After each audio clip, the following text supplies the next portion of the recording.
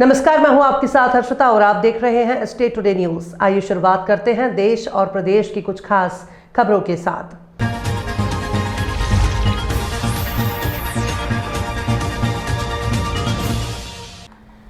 वात्सल्य टकरसन में स्थित वात्सल्य किड्स स्कूल में नए सत्र 2026-27 के लिए प्रवेश प्रारंभ हो गया है। छोटे बच्चों के लिए कई सुविधाएं उपलब्ध हैं, जिनमें शामिल है स्पेशल क्लास प्ले ग्रुप के बच्चों के लिए unique customised day to day curriculum, AR technology, fun books, सुरक्षा और स्वच्छता पर जोर, व्यक्तिगत ध्यान, शुद्ध पेयजल, CCTV निगरानी, हर तिमाही में PTM, प्ले एरिया और प्ले टॉयज, नियमित medical checkup, student teacher ratio 15:1 teacher, सांस्कृतिक संयोजन के साथ नृत्य और संगीत, आकर्षक प्ले उपकरण और शिक्षण सामग्री। अधिक जानकारी के लिए आप प्रधानाचार्य डॉक्टर शिखा पांडे से संपर्क कर सकते हैं। मेरा नाम शिखा है, मैं टकरसन ब्रांच से वात्सल्य किड्स स्कूल से। जी मैम, बात की जाए नए सेशन को लेकर, क्या पब्लिक से अपील रहेगा अपने क्षेत्र के लोगों को? देखिए, नया सेशन की शुरुआत हमने कर दी है और बेसिकली अभी स्टार्टिंग में एडमिशन ओपन हो चुके हैं। हमारे पास फैसिलिटीज़ के नाम पे तो बहुत सारी चीज़ें हैं, बट कुछ चीज़ें मैं आपको बताना चाहूँगी। फर्स्ट ऑफ ऑल तो सबसे बड़ा कंसर्न रहता है पेरेंट्स का कि सिक्योरिटी पर्पस में आप कहें तो CCTV कैमरास की जो फैसिलिटी हमारे पास अवेलेबल है, हम उसके जो है एक्सेस पेरेंट्स को प्रोवाइड कराते हैं for PG section and nursery section, ताकि घर बैठे पेरेंट्स अपने बच्चों को देख सके सिक्योरिटी पर्पस से। अच्छा, तो हमारे पास ये फैसिलिटीज़ अवेलेबल है। साथ के साथ हमारे जो टीचर्स हैं वेल एजुकेटेड हैं और वेल बिहेव भी हैं। साथ हम लोग अपने जितने भी स्टूडेंट्स हैं उन सबको AI के थ्रू पढ़ा रहे हैं। काफ़ी चीज़ें हम उन्हें बता रहे हैं, उनके मतलब कह सकते हो आप उनके माइंड ब्रेन जिम कह सकते हैं, क्योंकि आज की लाइक जनरेशन में ब्रेन जिम नाम की बहुत सी हो गया है ना, बहुत सारी एक्टिविटीज़ अवेलेबल है।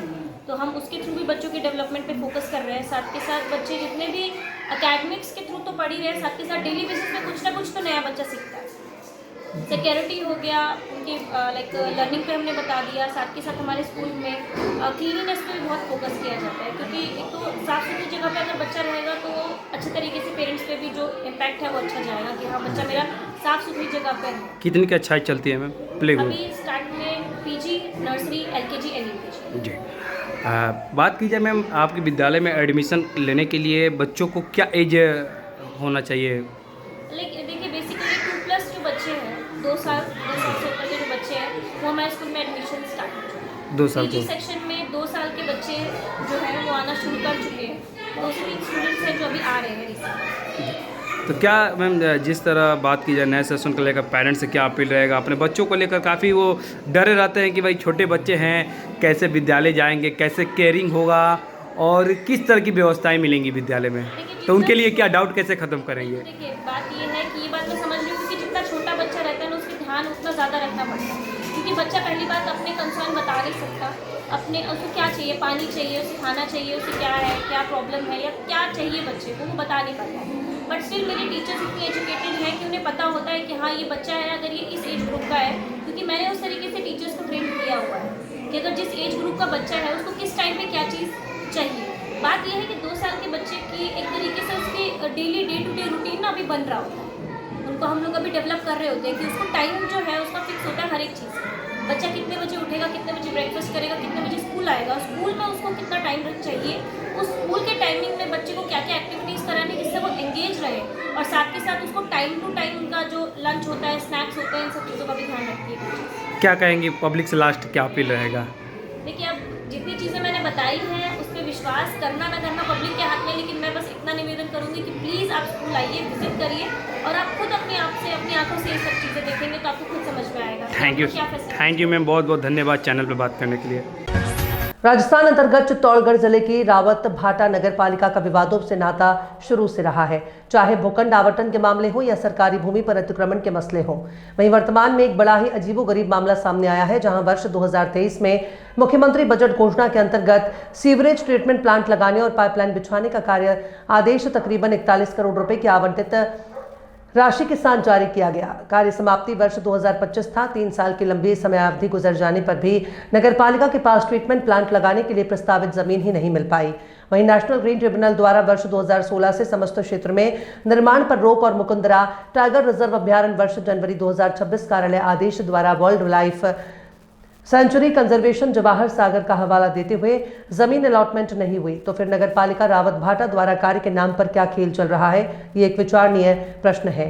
रावत भाटा की जनता की माने तो साल 2022 में करीब 1.5 करोड़ की राशि खर्च कर गारंटी अवधि की सड़कें बनाई गई, जिनकी गारंटी अवधि अभी समाप्त नहीं होने से पूर्व ही समस्त सड़कों को वापसी खोदकर नई सड़कें बनाने का टेंडर निकाला गया और संबंधित फर्म को कार्य भी शुरू करवा दिया गया। ऐसे में नगर पालिका प्रशासन सवालों के घेरे में है कि क्यों और किस आधार पर 41 करोड़ रुपए की विशाल राशि का सीवरेज ट्रीटमेंट प्लांट लगाने और पाइपलाइन बिछाने का कार्य किसी फर्म को दिया गया।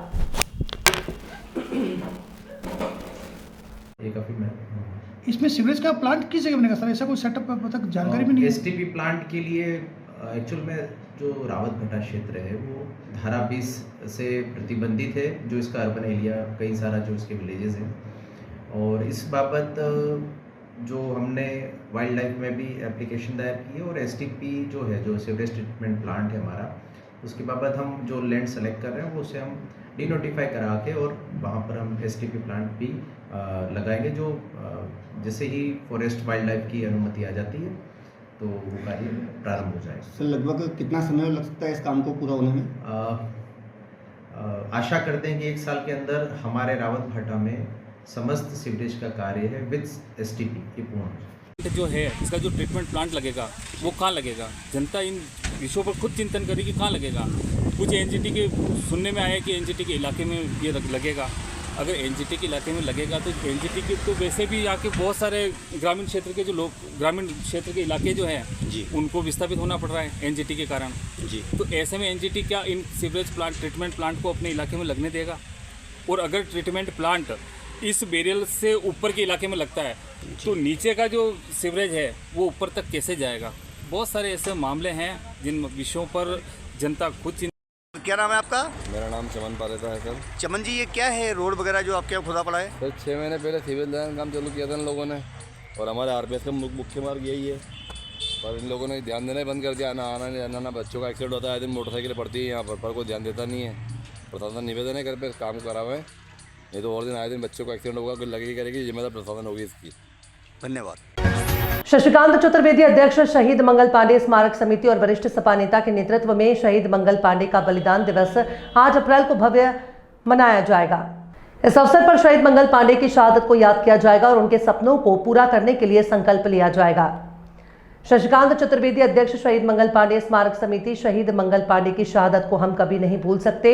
उनकी शहादत ने भारतीय स्वतंत्रता संग्राम को नई दिशा दी और अंग्रेजों के खिलाफ लड़ने के लिए प्रेरित किया। शशिकांत चतुर्वेदी वरिष्ठ सपा नेता। हम शहीद मंगल पांडे की शहादत को सलाम करते हैं और उनके सपनों को पूरा करने के लिए काम करेंगे। देखिए, शहीद मंगल पांडे जी 1857 के महानायक थे। उसके पहले कोई भी हिंदुस्तानी ब्रिटानिया हुकूमत के खिलाफ आवाज नहीं उठाया था। ये पहले व्यक्ति हैं, हिंदुस्तान के पहले भारत माँ के लाल हैं, राष्ट्र प्रेमी हैं, जिन्होंने ब्रिटानिया हुकूमत के सीने में गोली दागा। ऐसे में उनको 8 अप्रैल को फांसी दिया गया, जो शहादत दिवस के रूप में हम लोग मनाते हैं। लेकिन केंद्र में हो या राज्य में हो, सरकारें इस शहीद को जो सम्मान मिलना चाहिए नहीं दिया।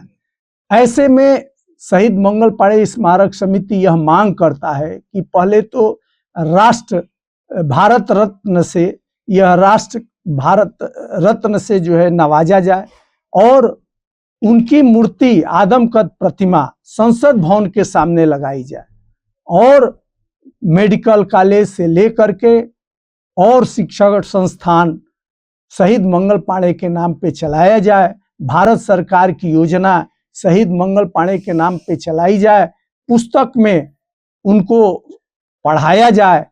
इसी से अपने शहीद को लोग नमन करेंगे और उनके बारे में जानेंगे और उनसे उनके भावना को समझ करके आत्मसात करने का काम करेंगे। आपके नेतृत्व में हर साल ये कार्यक्रम आयोजित किए जाते हैं, क्या उद्देश्य रहता है, क्या संदेश रहेगा पब्लिक को लेकर? भाई, आने वाली पीढ़ियां राष्ट्र के प्रति प्रेम रखे और शहीद मंगल पांडे कैसे अपने देश के लिए प्राण की आहुति दे दिए। ये आने वाली पीढ़ियों को हम लोग बताने का काम करते हैं, सारे नौजवानों को इसमें जोड़ने का हम लोग प्रयास करते हैं। इस कार्यक्रम को लेकर पब्लिक से क्या अपील करेंगे 8 तारीख को लेकर? 8 तारीख को लेकर के पब्लिक से पूरे जनता को मैं अनुरोध करता हूं, प्रणाम करता हूं आपके चैनल के माध्यम से कि बलिया के जैसे सभी लोग आवें और शहीद को नमन करें और इनसे प्रेरणा प्राप्त करें। यही मेरा कहना है बलिया के लोगों से। दर्शकों, हम आपको धमन सांप के बारे में कुछ बातें बताना चाहते हैं जो आपको जाननी चाहिए। ये सांप पूरी तरह से विष रहित सांप का मांस, इसे रैट स्नैक कहा जाता है क्योंकि इसका मुख्य भोजन सांप है। ये खेतों और घरों में चूहों को खत्म करके फसलों को बचाता है।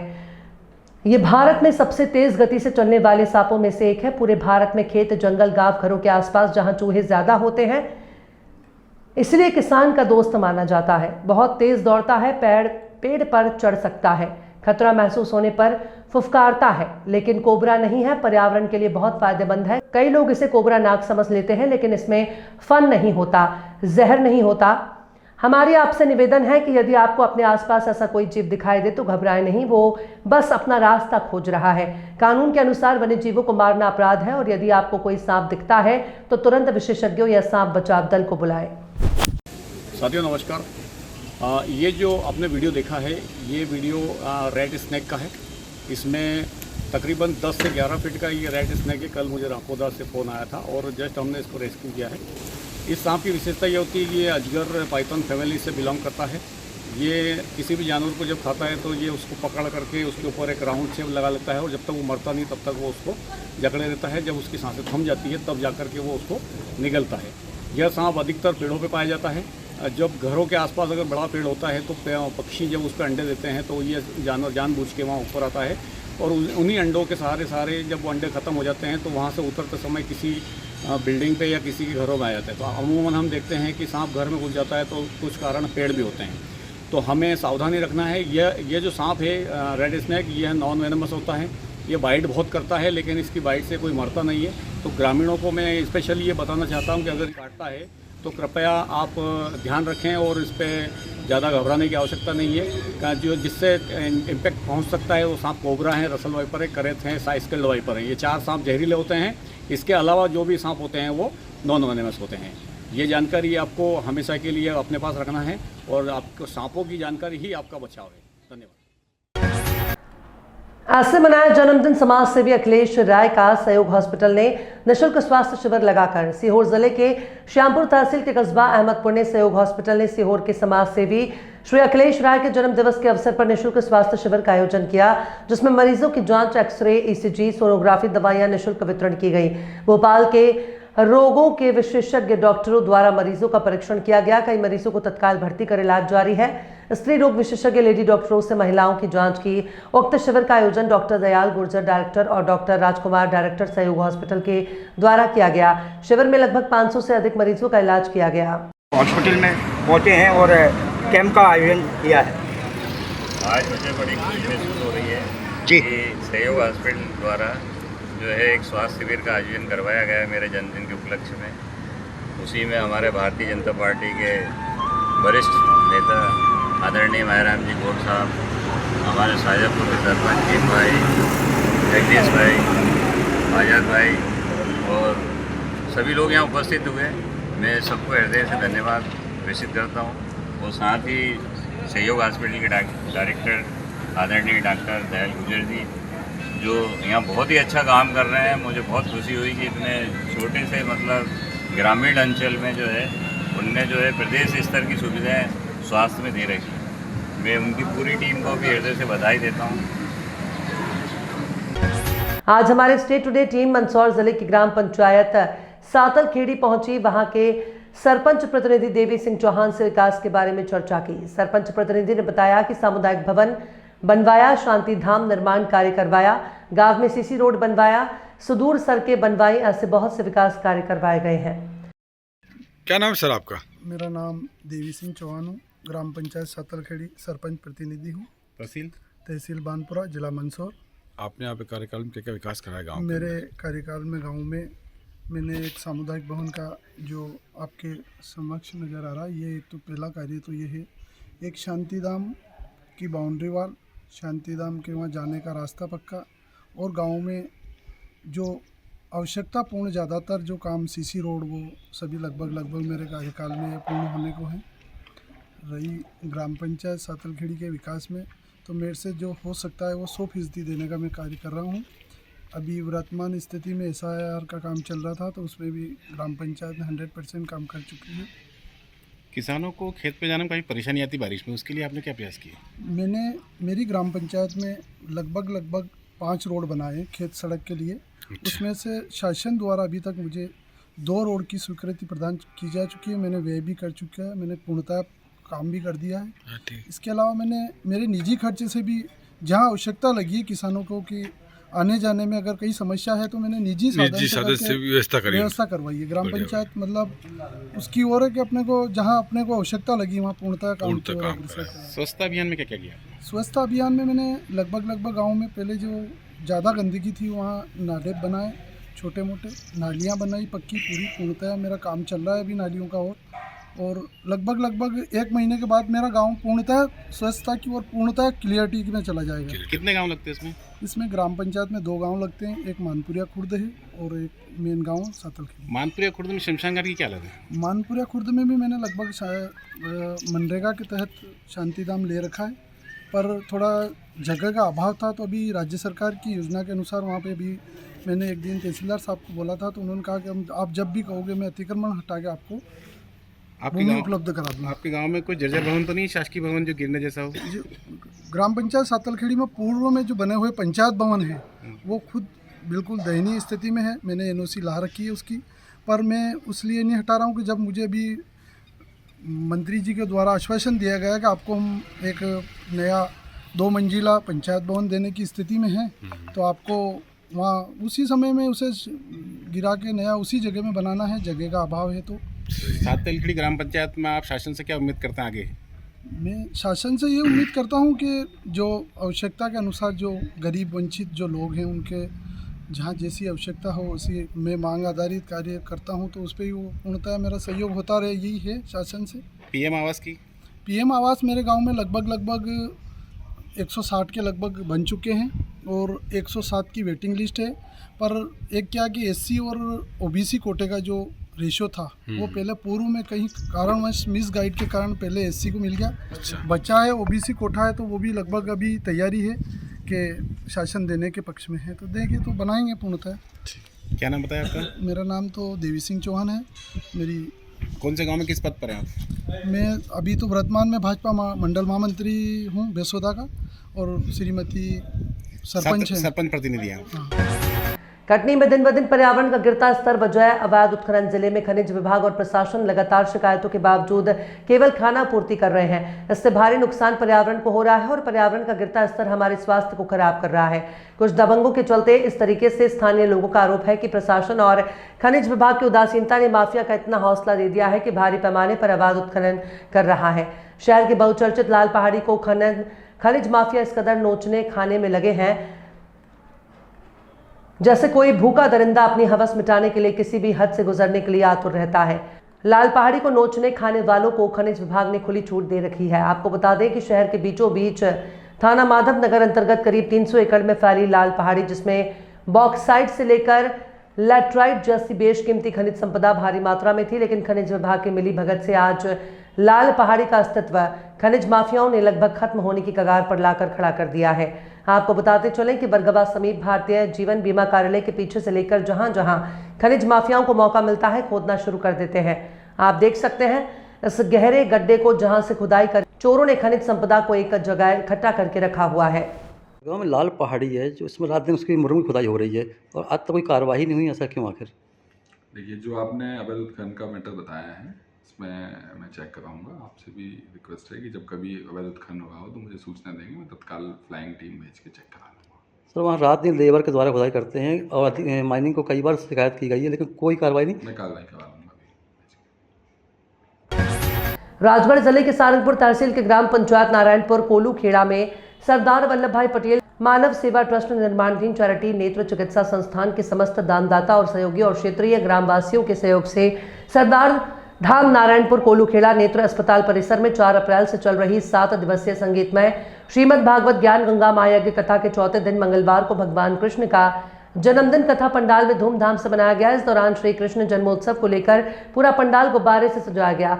कथावाचक पंडित शिवदयाल भार्गव ने विभिन्न कथा प्रसंगों के माध्यम से धर्म, अर्थ, काम और मोक्ष की महत्वता पर जोर दिया। इस दौरान कथावाचक ने कहा कि जब जब अत्याचार, अनाचार और अन्याय बढ़ा है तब तब प्रभु का अवतार होता है। अत्याचार को समाप्त कर धर्म की स्थापना को लेकर ही प्रभु का अलग अलग रूपों में अवतार होता है। जब कंस ने सभी मर्यादाएं तोड़ी तो प्रभु श्री कृष्ण का जन्म हुआ। प्रवचन के क्रम में कथावाचक ने कहा कि जीवन में अच्छे रास्ते पर जाना है तो संकल्प लेना जरूरी है।